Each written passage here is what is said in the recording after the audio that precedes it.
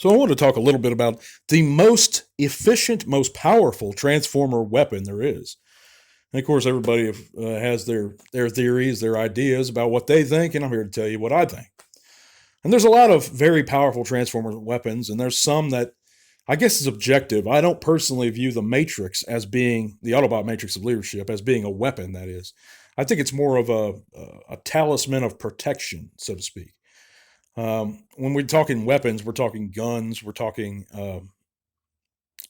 swords, we're talking other melee weapons, for example. But so my point was, I don't really count the Matrix, but which is the most powerful transformer weapon in your opinion? We have a lot of candidates.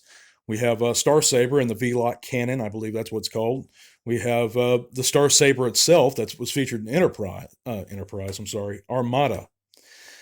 Thinking about Star Trek, but it was featured in Armada from 3 mini-cons that formed into this sword.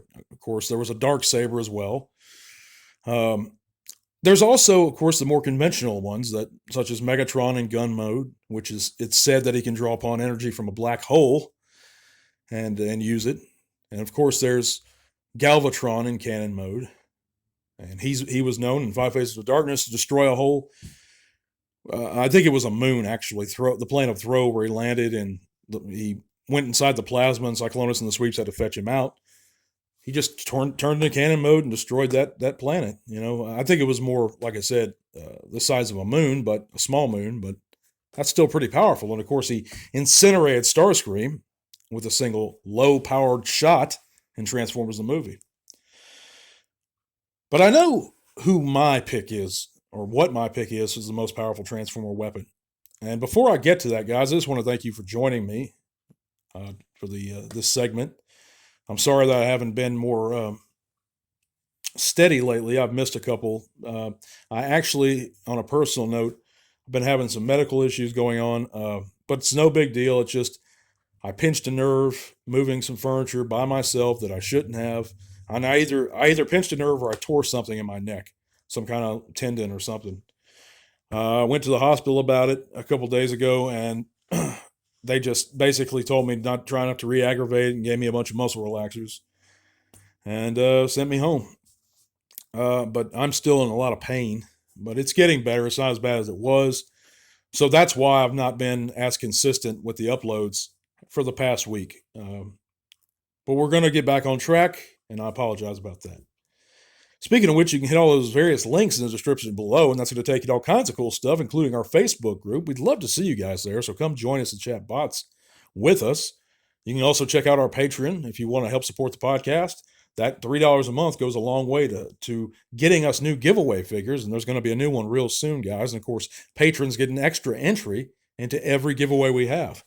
So please consider helping to support the channel, guys. But yeah, there's a bunch of cool stuff down there. You know the spiel. But my pick for the most powerful Transformer weapon there is Bombshell's Cerebro Shells. And there's a reason for it. I think they're very underrated as a weapon. They were featured in the comics. They were featured in the cartoon. And they had some effectiveness to them. And I think they were actually a lot harder to remove in some of the comics. But, when you basically can control someone's actions, and that's pretty powerful, and it works on both Transformers and humans even. That's the real interesting part about them. I think it's so underrated, But I'd love to hear your guys' opinion, what you think the most powerful Transformer weapon is. And it's a subject that I haven't covered before, so I wanted to do it. And now that I have, my opinion on it. But certainly I think Galvatron's up there also. And I'm sure there's plenty I haven't thought of. And I can't claim to be knowledgeable about Armada or the Star Saber sword itself, or even Victory Saber's canon, because I haven't watched a bunch of that. It's not what I grew up with. I grew up with G1 Comics, G1 Cartoon, Beast Wars, and that's what I know. But I may be, and it's all subjective to begin with. But, yeah. But I appreciate you guys listening. This is going to be, I'm going to have to cut this one a little bit short.